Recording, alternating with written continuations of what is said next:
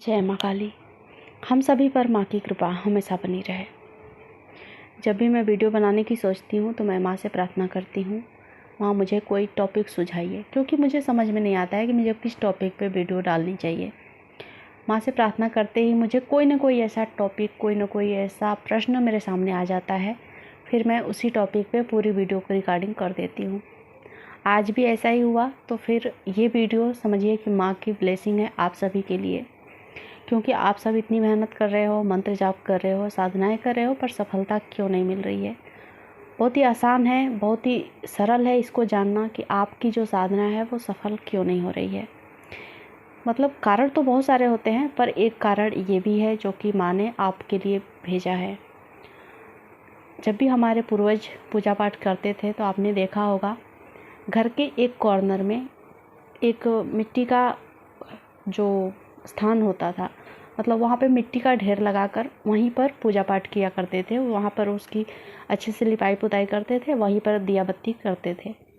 वहाँ पर वो लोग बोलते थे कि ये कुल देवी देवता का स्थान है, यानी कि सबसे पहले वो अपने कुल देवी देवता की पूजा करते थे, बाद में वो मंदिरों पर पूजा पाठ किया करते थे। कोई भी त्यौहार होने दो, कोई भी, मैंने अपने घर में देखा है, मैं अपने जब भी मतलब हमारे परिवार में किसी को भी कोई नया सामान मिलता था, यानी कि कपड़े गहने कुछ भी अगर कोई ख़रीदता था, तो सबसे पहले जो हमारे कुल देवता हैं, कुल देवी हैं, उनके स्थान पर चढ़ाया जाता था। उसके बाद ही उसे लोग पहनते थे। छोटे से लेकर बड़े तक सबका ये रूटीन था, यानी कि हम सबसे पहले अपने कुल देवी देवता को हर एक चीज़ को अर्पण करते थे और ये रूटीन था। सब लोग सुखी थे, सब लोग आनंदित थे। लेकिन आज ऐसा नहीं है। हम मंत्र जाप के चक्कर में या फिर हमें नहीं जानकारी होने के चक्कर में भी ऐसी गलतियां हो रही हैं कि हम अपने कुल देवी देवता को नहीं जान पाते हैं सबसे पहले तो, या फिर गांव छूट गए हैं, शहर में आकर बस गए हैं, फिर हम अपने कुल देवी देवता को भूल चुके हैं कि हमारे कुल देवी देवता कौन है, उनका पता नहीं है। तो देखिए, कुल देवी देवता में माँ के रूप ही होते हैं, यानी कि माँ काली के अलग अलग रूपों का पूजा होता है, या फिर बजरंग बली के रूपों का भी अलग अलग तरह से पूजा किया जाता है।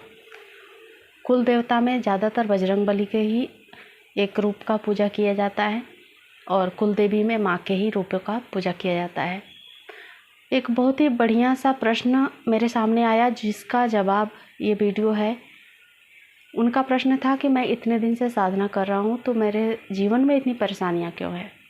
मैं उनकी हिस्ट्री चेक करी तो मुझे पता चला कि उनके घर में सभी लोग पूजा पाठ कर रहे हैं, सभी लोग अच्छे से जो नियम है वो कर रहे हैं।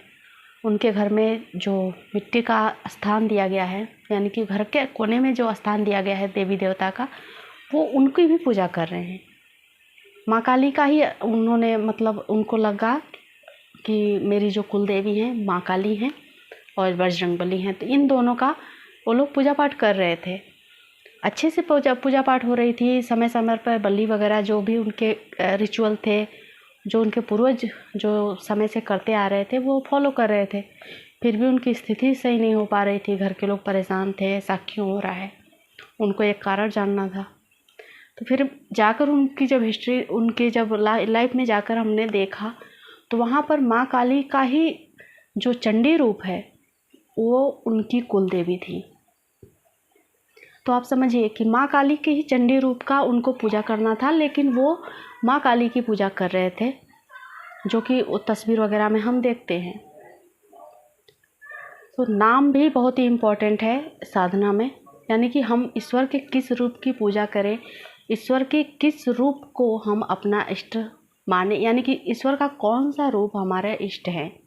माँ काली में ही बहुत सारी माँ काली के रूप हैं, तो उसमें से भी आपको ये जानना है। अगर आपको माँ काली की तरफ अट्रैक्शन है, आप माँ काली की साधना करना चाहते हैं, माँ काली के मंत्रों का जाप कर रहे हैं, लेकिन फिर भी आपको ये जानना है कि माँ काली का कौन सा रूप मेरा इष्ट है, ये भी इम्पोर्टेंट है। सोचिए कितनी गहरी बात है और कितनी गहरी आध्यात्मिक है, मतलब कितनी गहराई है अध्यात्म में। तो ईश्वर के किसी भी रूप का आप पूजा नहीं कर सकते, और ईश्वर का कोई भी रूप पूजकर आपको कुछ भी नहीं मिलने वाला है, ये भी तय है। और ये सिर्फ मैं ही नहीं बताती हूँ, आप अगर अलग अलग वीडियोस देखेंगे तो उसमें भी लोग बताते हैं। तो यहाँ पर ये निकल कर आया, वीडियो का पर्पज बनाने का मतलब आपको समझ में आया होगा कि अगर आप अपने बिना इष्ट को जाने कि मेरा इष्ट कौन है, कितनी भी आप साधनाएं करेंगे शायद फलित नहीं होगा। शायद क्या, ये पूरी श्योरिटी है, पूरी 100% श्योरिटी है कि आपकी साधनाएं सफल नहीं होंगी। क्योंकि सही इलाज होना, मान लीजिए कोई बीमारी है, अगर शुगर है तो आप बीपी की दवाई लोगे तो शुगर थोड़ी ना ठीक होगा। उसी तरीके से है, आप अपने पहले इष्ट को पहचानिए, आपके इष्ट कौन है, फिर आप साधना करेंगे उनके नाम से, तो आपके घर में सुख शांति आएगी। आपकी जो मंत्र साधना है या फिर कोई भी साधना हो वो सफल जरूर हो।